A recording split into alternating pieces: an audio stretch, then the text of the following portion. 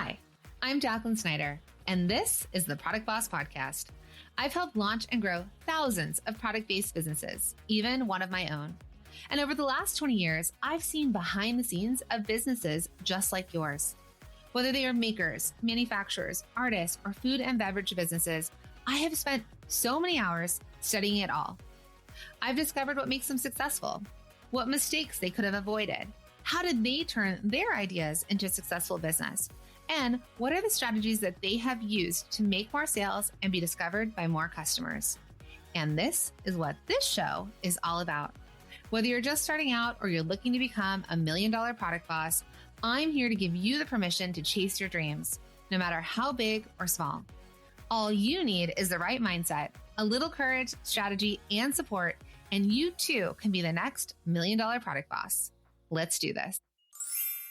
Oh my goodness, friends. If you are anything like me, you probably spend more time running errands than running your business. Am I right? Like everything needs something. We got to run around. And I knew that this was like a major issue for me back in the day, which is why I decided to get help where I could. And I decided to let Instacart handle all of my grocery shopping. So I no longer had to worry about running all the errands and having to run out and get more almond milk for my lattes. Rather, I was like, you know what? We're just going to let Instacart handle that. So I want you to imagine skipping the store and getting back to designing, packaging orders, making, or maybe actually taking a break, even a nap. Remember those? Okay, so with Instacart, you can get groceries and essentials delivered in as fast as an hour so you can focus on growing your business without sacrificing a meal. Plus, less stress and more focus. And here's a tip. I've actually used Instacart before to order gifts from my daughter's friends' birthday parties because I haven't had time to run out and get presents. And I've been able to get the packaging, like the gift bag and the gift, like hello Sephora, delivered to my house while I was in the middle of coaching sessions so that I could have the present, right? It's like having a personal assistant without having a personal assistant. So if you want to do what I do and get the help where you can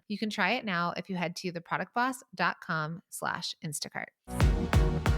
Hey, product bosses, and welcome back to the Product Boss Podcast. I'm your host, Jacqueline Snyder, and I am so glad you're here. We talk all things product-based business. So whether it's coming up with an idea and turning that into income, maybe you've been running your business for a while, or you might even consider it a business. It might be a hobby or a side hustle, and you really want to start making consistent sales, or you have been in business for years and you are ready to level up. We love to talk all things here about products, whether it's the ideas, making them, branding them, marketing, and selling. All right. So I love to do these, and I do these once a week, which are our coaching sessions. You get to come behind the scenes with me as I coach my students one-on-one, and you'll kind of get to hear some of the things that they're dealing with. And what I love about these episodes is that my listeners will reach out and be like, you know what? That is something I'm dealing with. It sounded like you were talking directly to me. So I want you to know you're not alone out there. You're not alone with the struggles, the wins, and everything in between. Okay. We're business owners. We're entrepreneurs. Things are constantly going to be changing beneath us. And it's how fast do we pivot and adapt, because those are the ways to thrive, especially in 2025. And look at that. I just rhymed and I didn't even mean to. Okay. All right. So today I am coaching Nicole. Now, Nicole is the owner of Maison Bercante, and she has a line of linen products. Okay. It sounds just so beautiful and magical. And these linen products are pillows, table runners, and bench cushions. And listen, she's been in business for 10 years, and Nicole feels that her brand is in a good place, but she's really looking for guidance on improving her pricing and her margins. She's thinking about getting into wholesale, because when you start to sell wholesale, you're getting in front of other people's audiences. It's less work on you as a business owner having to market and sell everything on your own. And she wants to refresh her social media presence to keep her followers interested and engaged in her brand. Now, not to worry, because this is exactly what we're going to dig into and what I'm going to help Nicole figure out during our call. So if you're ready, I'm ready. Grab yourself a cup of coffee, a pastry, settle in. Maybe you're on a walk. Maybe you're at lunch break at your full-time job, but let's jump in to this coaching session. I know it's going to be really inspiring. Tell me what you make and what you sell and where you mainly sell it. Okay, so I make and sell French linen cushions, linen and grain sack cushions, fabric, table linen, and I have bespoke cushions and bespoke Roman blinds and curtains. And I sell on my website mainly, and I have a small Etsy shop and a few stockists wholesale. Okay. And are you making them all yourself? So I work with 4 or 5 seamstresses who make, so I do everything apart from the sewing. Okay. So it looks like, because I see some, settees, So it says bestsellers, fabrics, French cushion. So nothing is the actual furniture, right? No, so that is an upholsterer who purchases the fabric. So yeah. Okay, amazing. Are you having issues with pricing and margins, or where do you feel like is your bottleneck in your business? I think in terms of pricing, I raised prices just in May this year. So it's not that long ago. And preceding that, I think reflecting back, I was just a little bit of burnout. I'm over 10 years in the business, albeit the business has changed over that time from what it started with to what it is now. I'm just doing everything and spending a lot of time in the workshop because we do so many sizes and variations. And so I tried to simplify things about 6-8 months ago. So I took a lot of sizes off the website, so smaller sizes, and just tried to keep the bigger sizes and raise the prices by about 25%, which, so I have seen a drop in sales, but in terms of revenue, if I have a decent Q4, it'll be the same. So that says to me that hopefully the price increases are working as intended.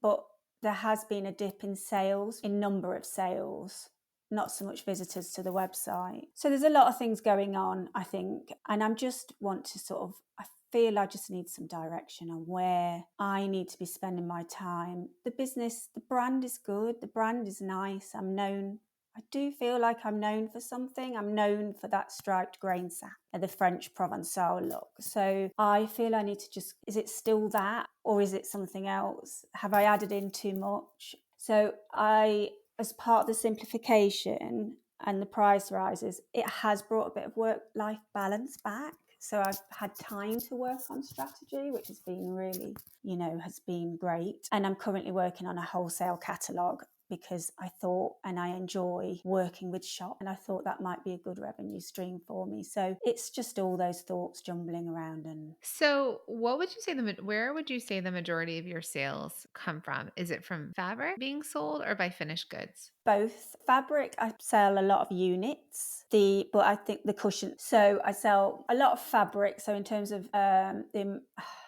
number of units sold on the website, there's a lot of fabric in terms of meters. Dahlia yard. So do you sell it by the meter? Yeah. Okay, so more by the meter. Does anyone ever buy the half meter or quarter meter? Yeah, lots. It's available to order. I feel like is it a cutting thing? Because just right off the bat, can we do 1 meter as the minimum and go up from there? So like 1, 5, 10 meters? Do you have the ability to offer more than 1 meter? Oh, yeah. Oh, sorry. So that is probably a confusion that's maybe showing to customers on the website. When it says 1 meter, it can be any quantity because the fabric comes in on rolls and I buy it in bulk. So if they want 20 meters, they can have 20 meters. And then I just order when I need. So I think, and so the half meter and the quarter meter, I feel like you should just get rid of the half and the quarter. Just have, if there's swatches and they pay for swatches, if that's the case, but otherwise I would just go meter and above. So, and then there probably needs to be, I feel like you should have a minimum. So it shouldn't be 1 meter. I feel like maybe, because in order for you to cut, ship, roll, it needs to be worth something. So I don't know if it's a 3 meter minimum, but one is very little and you're not a fabric store. So how do you feel about that suggestion? I do agree. I think with the half and quarter, definitely. I guess people tend to order more than a meter anyway because you can't do much with a meter. So the cutting isn't very it's slightly time consuming because the fabric can have slubs and carrots, really rustic. So sometimes I can roll out I think it's more the effort and the labor. So it's not worth it for you to roll out the yard and cut it for a meter. I think sure they may want one, but you have to think if it wasn't you doing it, if you have a team member, what's it worth for them to actually go roll out the fabric, check it out. So we do want more attached to the effort of doing that. So what I would suggest to you is to look at what you've sold and to look at what the average is for the lowest amount ordered. So if you find in your data that it's 3 meters or 5 meters, I would just stick with that to being able to buy the fabric, meaning why go through the effort of that whole thing? So, do you see where I'm going with this for Nicole? Listen, we all know this, but time is precious. It's a precious commodity for any small business owner. And I'm helping her pinpoint small shifts in her process that can unlock more of it. If Nicole is serious about growing her wholesale business, this is the perfect opportunity to boost her average order value, allowing her to reclaim time and redirect her focus to other areas of business. Are there similar opportunities in your own business where you could refine your approach to maximize both time and sales for smarter growth? I want you to take a moment and think about that. Because when we really start to think about these little tweaks, these little levers that you can make in your business, that is a way that you're going to start to see massive growth versus always trying to add something new and do something new. So the fabric's £36 per metre, but like you say, if they just order half a metre, then that's just not worth me. It's certainly not worth me going into the workshop for, which can then cause delays if there's not lots of other orders. So that's fine. I'll get rid of the half and 0.25.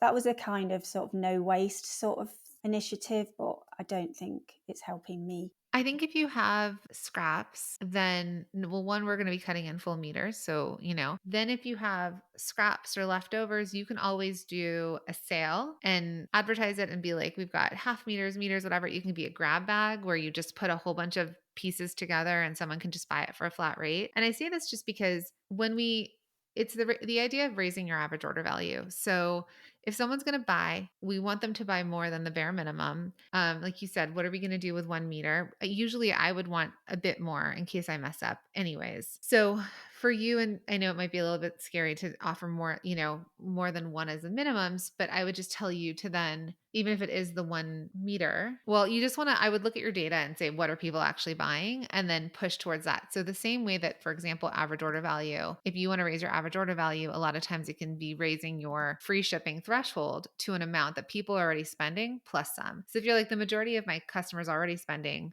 £65 with me, what if I pushed my free shipping threshold to £75, for example? They're already spending the 65, they'll add something in extra. So I just want you to think about that, whether it's free shipping or not, but we're trying to get the customer to spend more with you at the time that they're spending. Yeah. Okay. Then let's see. Okay. So from the price increase, have you seen any changes with your customers or customer behavior? Well, in the shop stats, the orders are down and the average order value is sort of stable. It's gone down a little bit, but I sell a lot of fabric swatches, like a lot, and they're time consuming. And I need some. And do people pay for them? They do, but I was just thinking today I need to raise the prices. They're 50p plus postage, and people put like 10 in a basket. And I just think maybe they need to be. What if you did swatch books? So what if it was all the swatches for an amount? So £10 or something, like make it a flat fee that they can get access to all the swatches, whether you're cutting them or not, you can send them out as well. And then send them in a stack, maybe with labels on the back of them or however you label them with what the fabric is. And then I don't know if I would sell either the individuals or £3 each or something, right? Like make it more expensive or get all of them for a certain amount. So then it's again worth it to you to ship out the swatches. Yeah. Totally agree. They take a lot of time at the moment. So yeah, I like the idea of the swatch book, and I'll raise the price for individuals. So yeah, it's quieter, but I don't want to be a busy fool equally. So I'm just getting used to the status quo. I used to be really busy all the time because prices were a lot lower. Potentially I've lost some customers, but people are still buying at price that they are. So I was just doing what I felt I could get away with. So I sort of did a little bit of a half measure, and I didn't do it in the whole website. I just raised prices on cushions and table runners, but gradually I've increased the prices across the board. I have noticed in custom, there's a lot less queries, and I don't get as many of those sales since I've sort of raised the price of custom. So it's quieter, but the money's coming in different ways. So a little bit of wholesale, the prices are higher. And so I guess I'm happy in terms of what I'm getting for the product now. Whereas before I wasn't keeping up with it. Tell me about your wholesale. How are you selling wholesale? So at the moment, it's where they've come to me from social, so on Instagram. So I haven't done any outreach yet. So it's just a few shops that have found me on Instagram, and I sell the cushions, fabric, and table linen cushions and table linen to them. And they sell really well for these shops. So I guess part of me was wondering, I've been selling that hero fabric, that striped grain sack, for nearly 10 years. And it's always been my best seller. Have people fallen out of love with it? But that's not what the shops are saying. They love it and their customers love it. Yeah, I think that the French provincial sort of look is not, I'm sure there's times that things will be more trendy or less trendy, but the stores are telling you they're not. I just want you to just take into account that the world is a little bit different right now. So it's a bit challenging in the way of just moving product. And then I love where you're going with this because you're looking for, how do I improve? So with the wholesale, it's 50% GP. I tend to try and double, and then so the retail's not quite high enough for that, but they price, because my cushions aren't branded, they price how they wish. So there is a question whether I should brand them. Let's dig into that. Do you want to brand them? Do you want to be known for this? Well, I guess, yeah, I think it'd be nice to brand them going forward. I do have the odd shop that wants to sort of not let anyone else know who they buy from, but I think I should brand them. Yeah, I think maybe moving into 2025, you brand them, because if you're telling me people are searching, you have 17, 18,000 followers on Instagram. Like, you have a good size following. People are following you as an influencer. You're influencing their choices to how they want to design and decorate. So I think that, if somebody wanted it not branded, then they needed you charge them more. I'm saying, like, you can always use circumstances for them where you're like, sure, I'll do custom for you. I can do yours branded, but there's, it's a higher fee or a higher minimum to almost do a white label for someone else. Otherwise, you're very much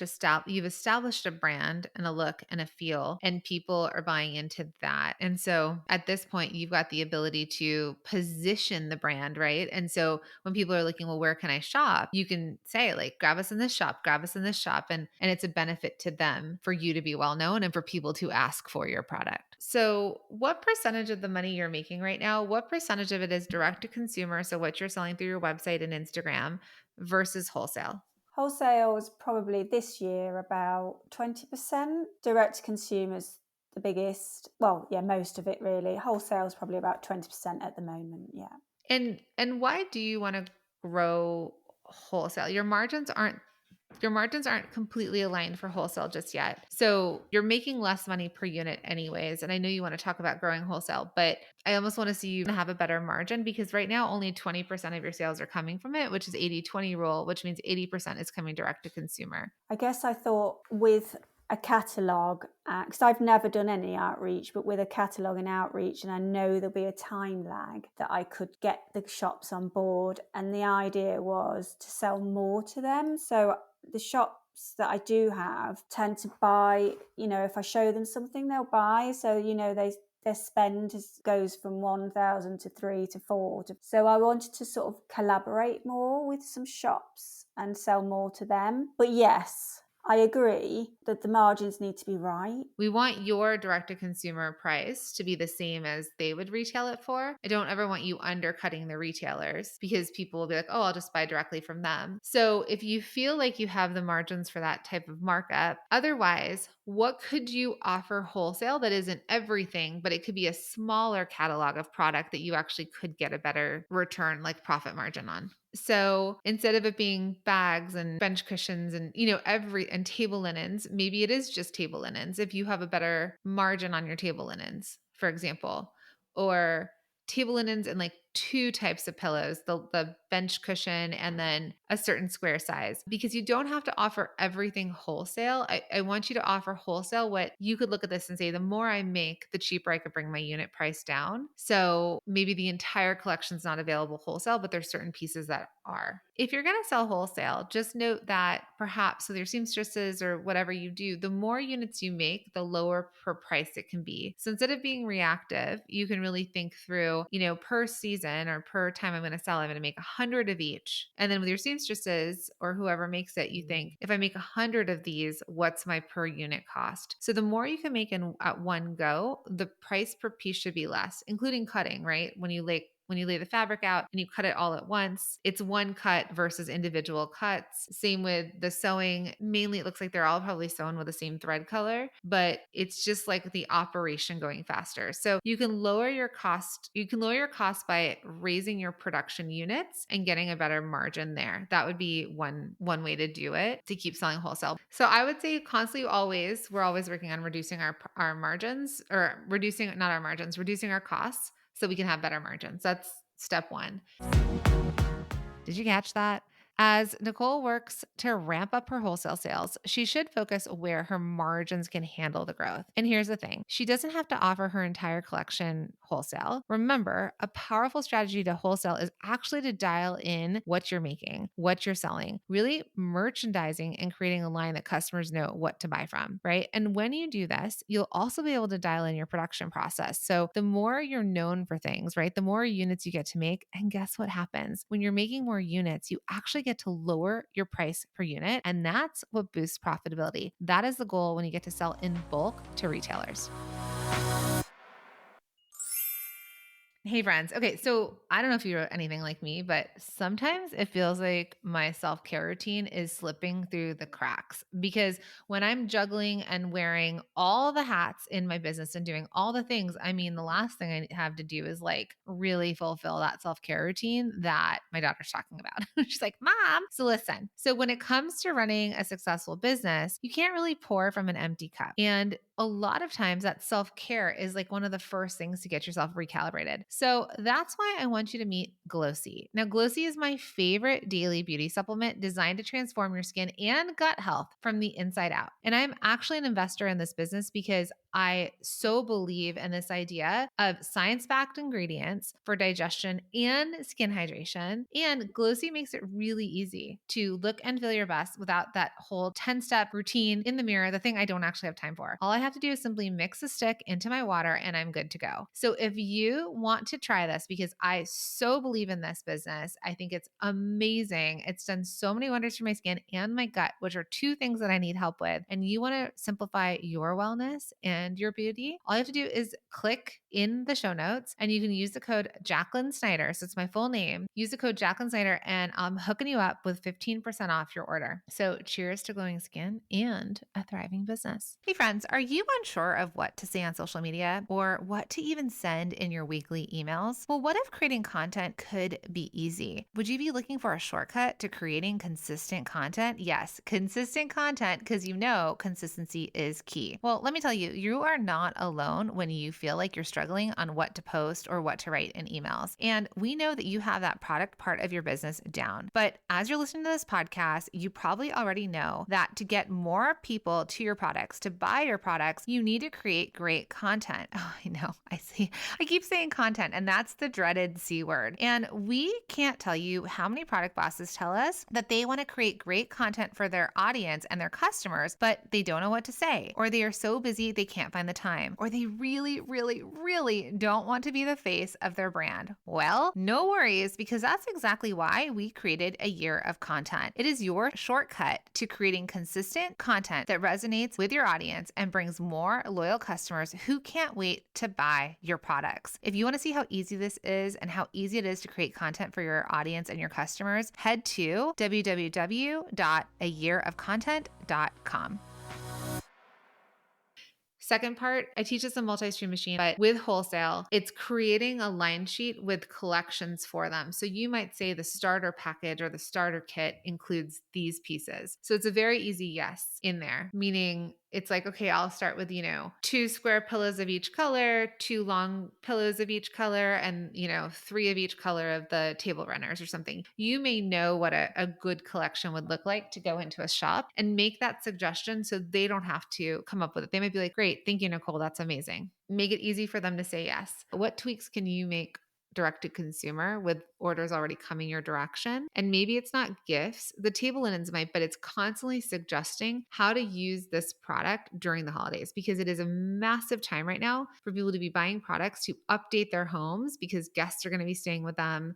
They're going to be hosting the holidays. Your red, for example, it might be like provincial Christmas, and you're sharing that kind of content because yes, you can do wholesale if you have the bandwidth to do that. right now. And we've kind of talked about all the things, but we're also heading into the season where direct to consumer, again, if we could do slight tweaks, other things to think about is a free shipping threshold. What's the minimum to get them to order? Can you do cross sells and upsells? If you get the customer, I just want you to see, can I make that customer spend, not make, but encourage that customer to spend a little bit more money with me? That means you're going to see a significant lift in your revenue without having to need more customers. The customers that are coming are just spending more. And that's how we start to kick your sales up. Yeah, it's sort of good to hear that. I did think I need to concentrate on direct to consumer in the holidays, certainly, before I think, well, get on with wholesale, maybe concentrate on wholesale in January when people are buying on. So yeah, it's good to hear that, because I didn't want to abandon it. Yeah. I think with wholesale, then thinking about that, if you can start to tweak and test and try and crush this quarter, you can think through, because especially in the UK, the weather is going to take a bit longer till it warms up. And so I remember when I lived in New York, I was like, I couldn't even think of spring dresses, even though in Los Angeles, it's always sunny, right? So it's this transition of opening your windows after the winter. It's not necessarily a thing here, but when I lived on the East Coast, then you wanted to transition your home into spring. Like you really wanted to shift everything. And so your product, I think, would be really great then to show, when people start to garden again, they're going to start to have Easter brunches, and Valentine's Day is probably not the product. So you really do have time, and let's say call it January, February, to be pushing wholesale to get this product in the stores March, April, May. Yeah, that feels right. Yeah. Yeah. I think otherwise it's just a big push you could test it a little bit, but don't give yourself this overwhelm of needing to get into, I know you want to get into 100 retailers, but then build a cadence and don't go to your number one store off the bat, because what if you mess up, right? So start with some smaller stores, start with local shops, start with what you feel more comfortable around before you go to these stores.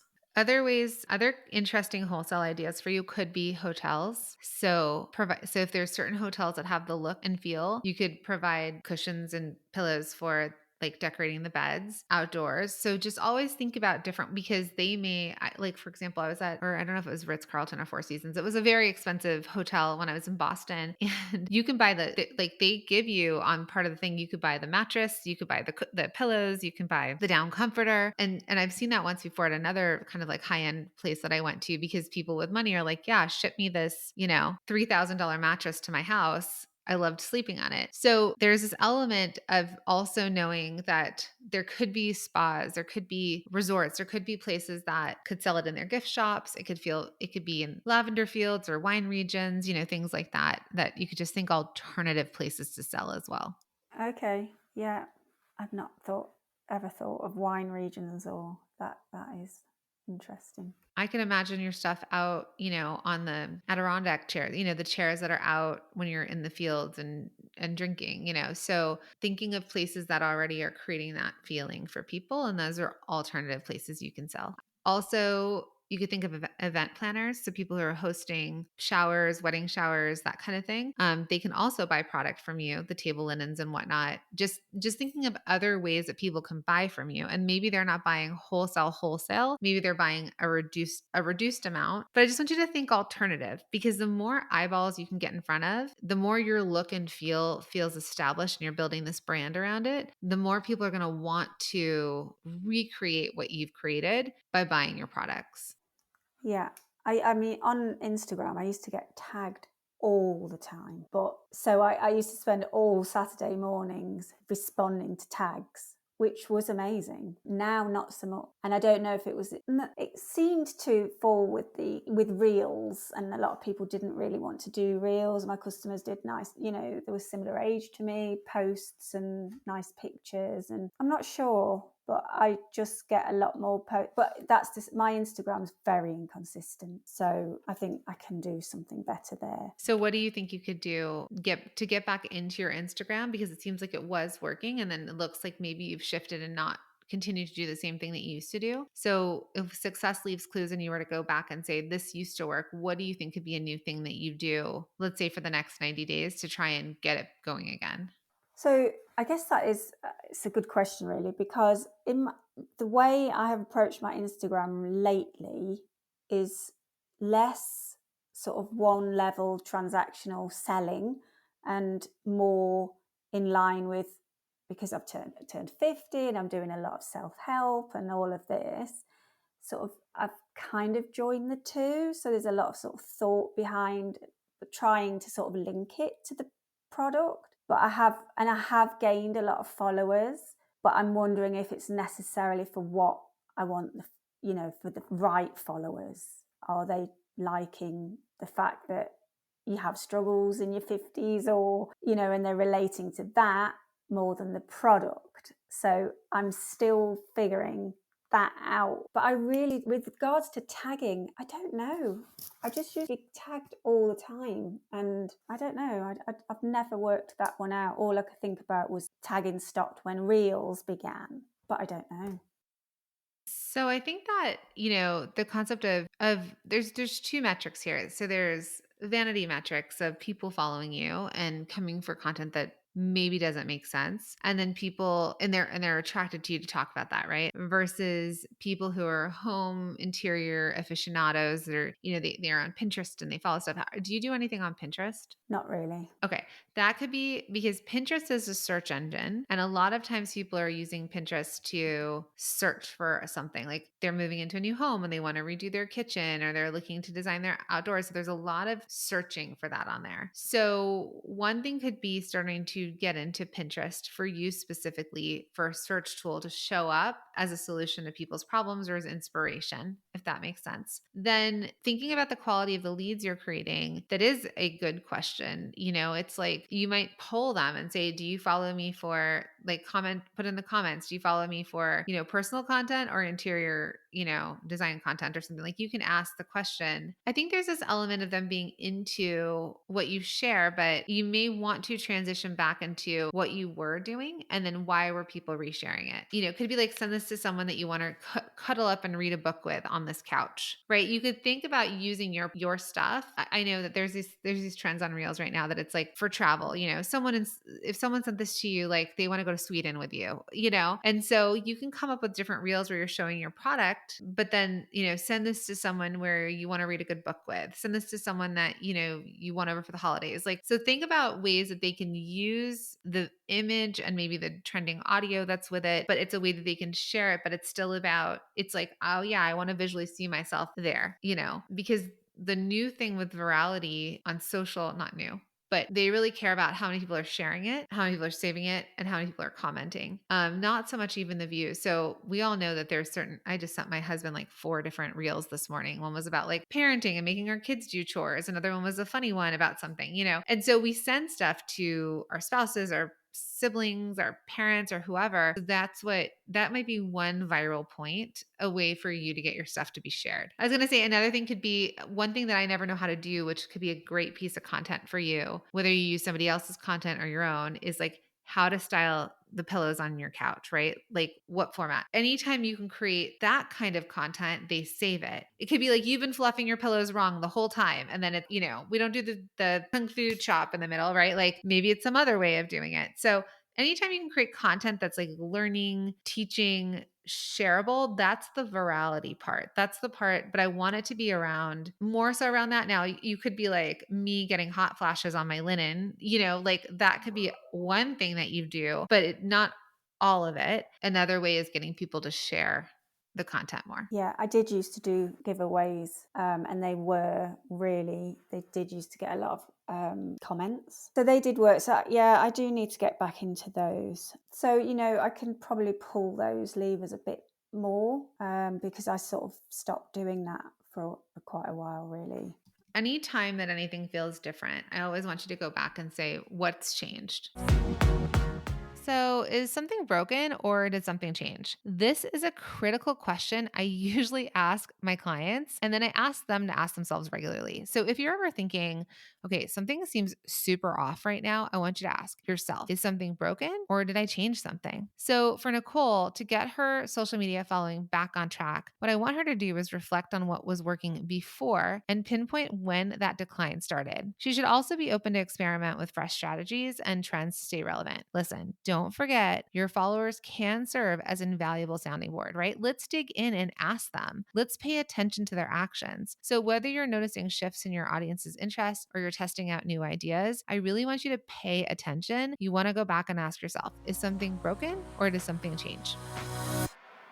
So a lot of times when I'll ask if something happened, it might be like, oh, I changed over my one student I coached one-on-one. She's like, my emails are just not working anymore. And I was like, well, what happened? Did something break? And she's like, well, actually, I moved to a different email platform. Okay, well, then we did some like diagnosis there. And then a little while later, she goes, oh my God, I didn't transfer the emails over. So she moved it, but she like didn't have her welcome email sequence in her abandoned cart. So for you, I always want you, because you've got history, you've got data to pull from. I want you to always ask yourself, is there something broken? What change did I make? What used to work? And what if I come back and try something different or try it again in a different way or the same way? Because marketing especially is cyclical. Like mailers are back in, when at one point we were like, we weren't getting mail ever again. So just always ask, get curious with what's changed. I'll bet you, not saying that I don't want you to work with me one-on-one, but you could probably answer your questions a lot of times if you ask yourself a curious question. I think so, yeah. I think sometimes you just don't want to go searching too hard in case you get some bad answers. It's like, why don't I have money? Well, I'm not going to check my bank account. But I've been doing a lot of my numbers, obviously, for this call, and it's got me back into doing the numbers. And, it's just these behaviors that just habits that need to be in place, really, back in. And sometimes we get into a very busy season or something personal happens and it throws us. And then it is hard to come back to it. But if you can just say, well, what was I doing? Try, just check in, slow yourself down a little bit, check in, or give yourself a date once a month where this is the date I'm going to look at my numbers, or this is the date I'm going to recalibrate. Okay. So tell us if we're in the UK or if you ship internationally, but how can we buy from you, follow you, and support your company? So my website is maisonbracante.co.uk and my Instagram is maisonbracante. And you can DM me as well on Instagram or email me. Amazing. Thank you, Nicole. And your line, your brand, everything is just so beautiful. So excellent work on such a good brand. Thank you. It's been lovely to meet you.